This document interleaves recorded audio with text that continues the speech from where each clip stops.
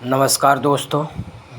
इस नागमणि की पूरी कहानी जानने के लिए आपको ये पूरी वीडियो देखनी पड़ेगी।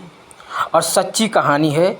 इच्छाधारी नाग के यहाँ से ये नागमणि निकाली गई है, लेकिन इसकी पूरी कहानी विस्तार से आपको जानने के लिए ये वीडियो पूरा देखना पड़ेगा, तब आपको पता चलेगा सच्चाई क्या है। नमस्कार दोस्तों, आप लोग खुश रहो, सुख शांति से रहो। भगवान आप सब पर कृपा बनाए रखे। भोलेनाथ की दया हमेशा आप ऊपर बनी रहे। हमारे दोस्त हो या दुश्मन हो या हर कोई धर्म का हो, सब पर भगवान की कृपा बने। जय श्री महाकाल, जय श्री भोलेनाथ, जय श्री शिव शंकर। हर हर महादेव, हर हर महादेव। ओम नमः शिवाय, ओम मृत्युंजय महादेवा नमस्ते। हर हर महादेव। दोस्तों, आज हमारा विषय है संस्कार संस्कृति। हमारे भारत की संस्कार संस्कृति जो है कितना उज्जवल है। हमारे भारत का संस्कार संस्कृति हमारे भारत में भी तो होता ही है, लेकिन हमारे भारत के बाहर विदेशों में इसकी बहुत ही अच्छे तरीके से कल्पना भी की जाती है और अच्छे तरीके से इसे पालन करने की कोशिश करते हैं और मानते हैं। और हमारे भारत में कुछ लोग रहकर संस्कार संस्कृति पर ध्यान नहीं देते। सभी लोग कहते हैं सर्वश्रेष्ठ पढ़ाई है, पढ़ाई से सब कुछ हासिल किया जाता है।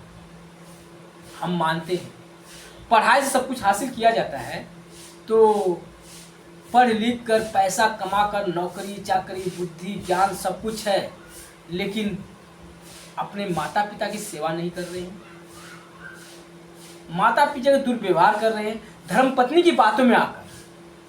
क्या पढ़ाई इसलिए कराए थे माता पिता ने कि आने के बाद हम पढ़ेंगे और पैसे कमाएंगे, अपने धर्मपत्नी के साथ कहीं और रहेंगे, हम माता पिता की सेवा नहीं करेंगे और उनको दुर्व्यवहार करेंगे, उनको खाना नहीं देंगे? क्या इसीलिए पढ़ाया लिखाया गया था, या इसीलिए पढ़ाने की जो पद्धति है वही जारी हुई है? आप बताइए। ऐसा नहीं होता है। देखिए, पढ़ाई से आप बहुत बड़ा आदमी बन सकते हैं, आपको ज्ञान मिल सकता है, बुद्धि मिल सकती है, यहाँ तक पैसा भी कमा सकते हैं और उसके बाद आप मकान भी बहुत हो सकता है, बहुत कुछ हो सकता है आपके पास। लेकिन पढ़ाई से विवेक नहीं मिलेगा। विवेक कहाँ से मिलता है और कैसे मिलता है, वही हमारा विषय है, वही हमारा भारत का संस्कार संस्कृति है। विवेक जो है भगवान की आस्था में आने से मिलता है, भगवान की शरण में आने से मिलता है, ईश्वर के शरण में आने से मिलता है। विवेक का अर्थ है कि विवेक से आप सही गलत का फैसला कर सकते हैं, अच्छे बुरे की पहचान कर सकते हैं, सत्य के मार्ग पर चल सकते हैं।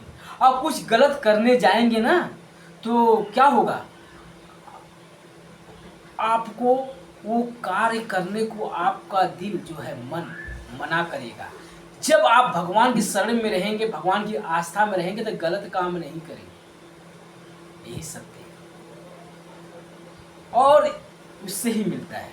अभी मैं एक अपनी सच्ची घटना बताने जा रहा हूं आपको। ये कुछ साल पहले, कोरोना से पहले की बात है। एक अचानक हम जा रहे थे, अचानक रघु नाम के वो अपने धर्मपत्नी के साथ और एक बच्चों के साथ बहुत ही दिव्य, बहुत ही मतलब आम इंसान की तरह नहीं, एकदम अलग ही डिफरेंट। लेकिन उनका रहने का जो तरीका था, एक व्यापारी जैसे खाने के लिए भी पैसे नहीं हो, इस तरीके का था उनका व्यवहार। ये कोरोना के से पहले की बात है और सच्ची घटना है, हमारे साथ हुआ है। तो उनसे मैंने बातचीत किया और मुझे अच्छा भी लगा। फिर मुझे थोड़ा दया हुआ। जब दया आई मुझे, तो मैंने उनको खाने के लिए पैसे नहीं दिए। हमने राशन लाए, चावल दाल और कुछ होटल से खाना भी दिए, खाए और खुश भी हुए। उनको एक हमारे साथ एक लगाव आ गया। तो उन्होंने बताया आप करते क्या? बोला हमारा कर्म तो है भगवान की भक्ति, और भी जो भी मुझसे अच्छा कर्म हो सके सबकी सेवा कर सकूं, लेकिन ईश्वर की जो मर्जी होता वही होता है। तो हमारा एक ही मकसद है, सत्य के मार्ग पर चलना। और गलती मुझसे हो गई, जिसके सामने मेरी गलती, उससे भी क्षमा मांगता हूँ और ईश्वर से भी क्षमा मांगता हूँ। क्षमा मांगने से कोई छोटा नहीं हो जाता है। कहा जाता है जिस पेड़ के डाल पे ज़्यादा फल लगता है वो डाल झुकी हुई होती है। तो वो डाल आप हो क्षमा मांगकर या अहंकार दिखाकर। अहंकार दिखाओगे या क्षमा मांगो, वो आप पर निर्भर करता है। तो यही सत्य है। तो हम उस विषय पर चलते हैं जो रघु जी से हमारी मुलाकात हुई। तो उनको हमारी बात इतनी अच्छी लगी, हमारा व्यवहार उनको इतना अच्छा लगा। तो उन्होंने बोले हम आपको कुछ देना चाहते हैं। बोला हाँ दीजिए। बोले करके इसका कुछ अमाउंट आप पे कर सकते हो? बोला कितना?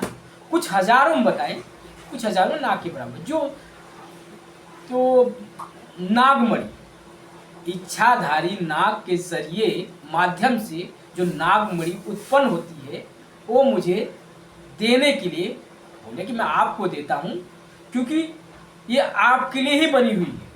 तो मैं बोला अच्छी बात है। तो बोले हमारे पास तो इतना पैसे नहीं है, हम नहीं दे सकते। तो बोले ठीक है कोई बात नहीं, आप कुछ मुझे खर्चा दे दीजिए, जहाँ तक कि कुछ थोड़ा अमाउंट दे दीजिए, जो कि मैं अपने जहाँ मैं जाना चाहता हूँ वहाँ पहुँच जाऊँ। कुछ हज़ार, 2000 4000। लेकिन फिर भी मैं बोला हाँ ठीक है, अच्छा मैं मान भी गया। फिर मैंने बोला मैं लेने से पहले इसके बारे में जानना चाहता हूँ। बोले क्या जानना चाहते हैं?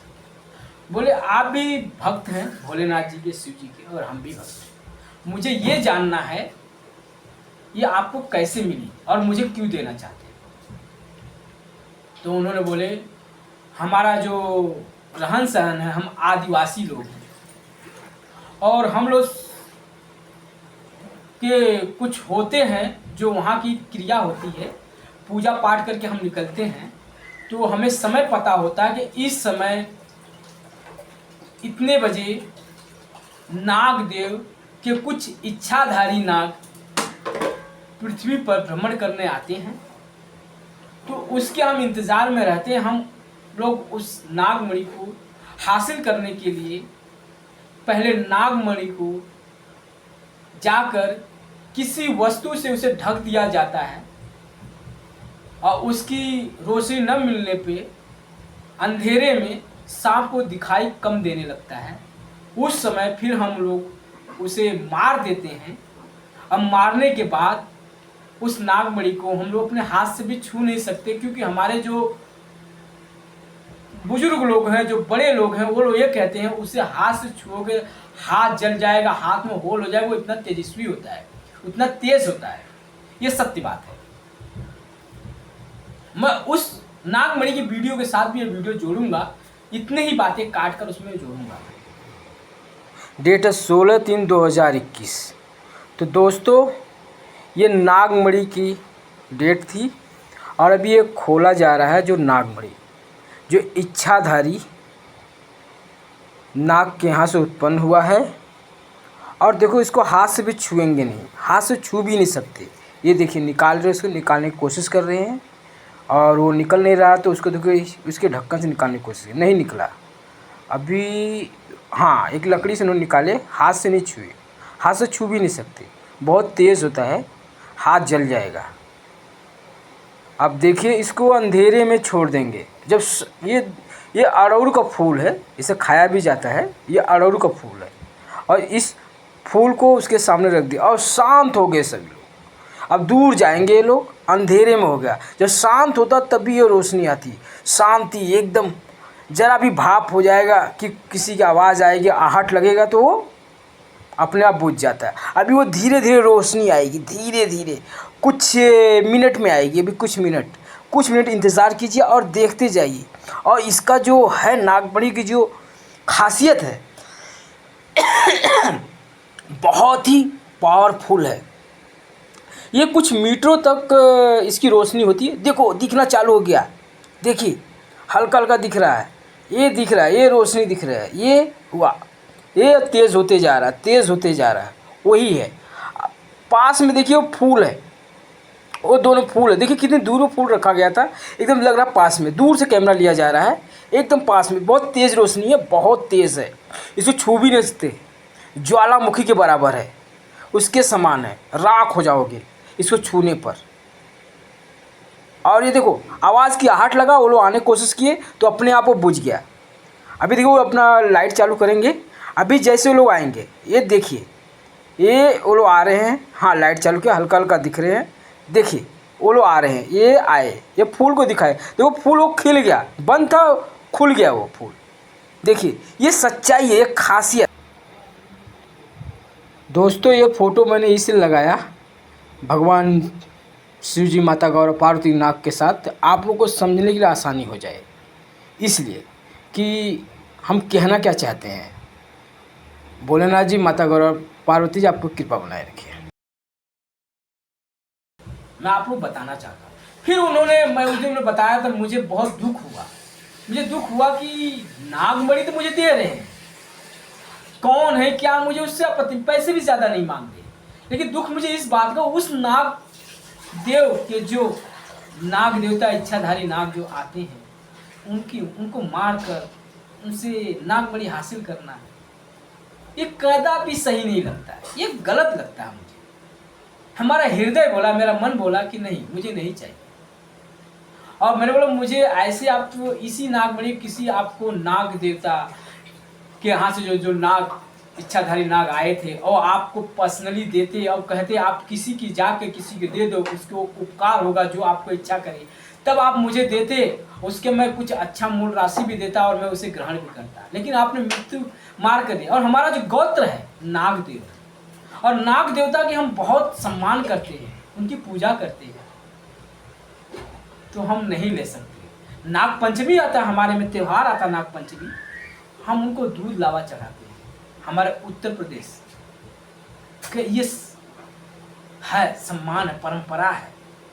तो हम कैसे किसी नाग देवता के यहाँ से आए हुए इच्छाधारी नाग की मृत्यु होने पर, और वो नागमणि मुझे मिल रहा है, लास्ट में मुझे बिना पैसे में दिया जा रहा था, आप ले लीजिए, आप कुछ मत दीजिए, हमें बस कुछ अमाउंट 100-200 दे दीजिए, हम बस इसका सम्मान समझ के। बोले आप 100-200 फ्री में दे सकते हैं, तो भी हम नहीं लेंगे। वो मुझे क्यों देना चाहते थे, क्या कारण था, मुझे नहीं पता, लेकिन हमारा मन कहा कि नहीं लेना चाहिए, हमने नहीं लिया।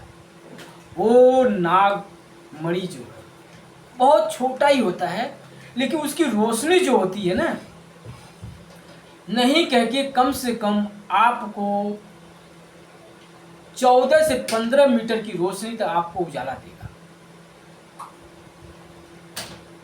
और वो ऑटोमेटिक इतना बड़ा दिखने लगेगा, वो रोशनी के तेज इतने होंगे, वो अपने आप ही वो बहुत बड़ा दिखने लगता है।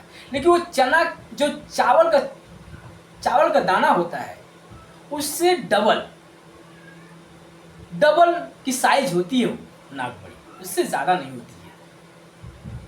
आप उसे छू भी नहीं, वैसे नॉर्मल दिखेगा, एक पत्थर के जैसा, आप उसे छू नहीं सकते। छूओगे तो वो अपना तेज दिखाएगा और आपके हाथों में होल कर देगा, आपके हाथ जला देगा जैसे आग से जले हुए। उन्होंने मुझे यहाँ तक कहा कि आप इसे छूओगे लेकिन आपको कुछ भी नहीं होगा। मैं बोला छूना ही नहीं है, ये दिखाए, छूना भी, वीडियो भी दिए, उन्हें नहीं छुआ। मुझे दुख इस बात का था, बार बार हमारे दिल में यही कह रहा था कि ये जो नागमणि है, नाग देव से इच्छाधारी नाग जो आए थे, उनको मृत्यु देकर ये चीज नागमणि हासिल की गई, ये गलत है, इसलिए हमने नहीं लिया। तो नाग देवता खुद चाहेंगे, हम उस काबिल हैं, उसके लायक हैं, तो ईश्वर चाहेंगे तो वो मुझे खुद देंगे, आकर देंगे। और सच्चाई बता रहे हैं, हम कोई तीर्थ यात्रा नहीं जाते, हम अपने घर में ही सत्संग करते हैं, भगवान का पाठ करते हैं, पूजा पाठ करते हैं सच्चे मन से। हमें विश्वास, हमारे भक्ति में इतनी शक्ति है कि भगवान हमारे पास चल कर आएंगे, ये मुझे विश्वास है, और आए हुए हैं, ये मुझे पता है। तो दोस्तों, आप उन पाखंडियों के चक्कर में ना पड़िए जो अपनी दुकान चलाते हैं, कहते हैं कोई भी धर्म का हो, साधु संत हो, कोई बाबा हो, मौलाना हो, या पास्टर हो ईसा मसीह के वो हो, या दरगाह के कोई मौलाना हो, या गुरुद्वारा के कोई वाहे गुरु के नाम पर कोई पाखंडी करता हो, तो उन लोगों की बातों में कभी नहीं आइएगा। ईश्वर एक है, बस सबके तरीके अलग है, सबके व्यवहार अलग है। आप अपने ही भगवान के शरण में रह के, अपने ही धर्म में रह के, कोई भी धर्म का हो, आप उसमें ही आस्था रख के पूजा करके ईश्वर को पा सकते हैं, भगवान को पा सकते हैं। बस एक ही आपका लक्ष्य होना चाहिए, मानवता का मानव धर्म। ये आप नहीं भूलेंगे, ईश्वर को पाने का बहुत आसान तरीका है, भगवान की शरण में आस्था में रखकर। आप यकीन मानिए, भगवान की भक्ति में रह के, भगवान की शरण में रह के आस्था, आपको चिंता कभी नहीं होगा, कभी चिंता नहीं होगा, सिर्फ चिंतन होगा, चिंतन, और भगवान का स्मरण होगा, जो आपको बहुत लाभ करेगा। आपके पास हजारों सवाल होंगे, कि भगवान के भक्ति में रहने के बाद हजारों सवालों के समाधान भी रहेंगे। हजारों तकलीफें, प्रॉब्लम आपके सामने से गुजरेगी, लेकिन उसके समाधान भगवान पहले से आपका बना के रखेंगे। ये भगवान की भक्ति की शक्ति है, यकीन मानिए, यही सत्य है। तो दोस्तों, आज मैं पहली बार वीडियो के सामने आ रहा हूँ, ये सब बातें संस्कार संस्कृति के बारे में बताने। पहले हम पीछे से कहते थे, लेकिन आज मैं सामने आया। हम इसलिए आए सामने, जो हमारे भारत में इस समय जो चल रहा है, मुझे बहुत दुख हो रहा है। भगवान के सामने झुकने से या किसी से क्षमा मांग लेने से किसी की कोई हानि नहीं होती, लेकिन आपका उल्टा सम्मान बढ़ जाता है कि आप इतने बड़े होकर, इतने सब कुछ ज्ञान के दाता होकर, फिर भी गलती हुई ना हुई, फिर भी आपने अपने गलती स्वीकार किया। इसका मतलब कायरता नहीं होता है, इसका मतलब होता है एक दूसरे का सम्मान करना, बड़ों को आदर करना, संस्कार संस्कृति में रहना, भगवान का सम्मान करना, विवेक का ज्ञान ऐसे मिलता भगवान की शरण से। दोस्तों, अब हम ज़्यादा बात नहीं करते हुए हम इस बात को विराम देते हैं। सिर्फ कुछ बातें आपको ज्ञान देने जा रहे हैं, हमारे पृथ्वी के बारे में, हमारे ब्रह्मांड के बारे में, हमारे जल के बारे में। कहा जाता है, हम नहीं कहते हैं, कहा जाता है, साइंस भी कहता है, और सभी लोग इसका पता लगाए हैं, और पता लगाने की ज़रूरत भी बहुत सारी चीज़ों का है। जैसे हमारे पृथ्वी का केंद्र हमारा कैलाश पर्वत है, ये सत्य है, ये सत्य है, मुझे पता है, आप लोग पता लगा सकते हैं, मुझे ज्ञान है इस बात का। और दूसरा, ब्रह्मांड का केंद्र हमारा कैलाश पर्वत है, ये भी सत्य है, इसका मुझे ज्ञान है। लेकिन भगवान की लीला देखिए, ईश्वर की लीला देखिए, ब्रह्मांड जो है पृथ्वी का अरबों खरबों गुना बड़ा है,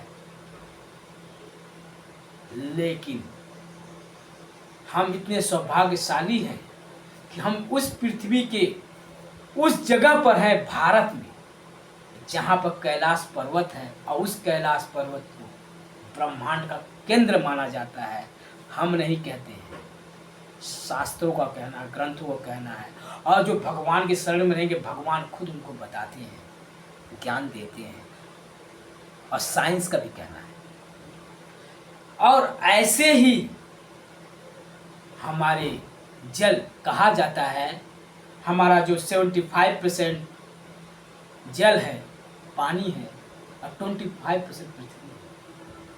लेकिन भगवान की लीला देखिए कि ये भी सत्य है कि हमारे भारत में है और समुद्र में है, और वो भारत में ही है, वो भी जल का केंद्र, पानी का केंद्र। आप कहेंगे ये कहाँ पर स्थित है? इसका हम आपको ज्ञान देना चाहते हैं। ये हमारा मथुरा, जो शेषनाग जी का कहा जाता है कहानियों में कि वहाँ पर भगवान श्री कृष्ण जी का बॉल जब खेलते हुए पानी के अंदर चला जाता है, तो वहाँ पर जो विषैले कालिया नाग थे, उनके पास जाके मिलता है, फिर उनसे वो जाके ग्रहण करते हैं। फिर वहाँ से उनको जानक कहते हैं आप बड़े समुद्र में चले जाइए। मथुरा के माध्यम से वो नाग देव जो हैं, जो कालिया नाग थे, और वो नाग देव जब समुद्र की तरफ गए, आगे बढ़े दूसरी तरफ, जहाँ पे स्थित किए, जहाँ विराजमान किए, वो जल का केंद्र है। इसको खोजने के लिए साइंस की भी जरूरत है, और समुद्र में भारत की जगह है, वो केंद्र है। ये मुझे ज्ञान है इस बात का कि साइंस अभी इसका पता नहीं लगा पाई है, लगाएगी और उनको रिजल्ट आएगा।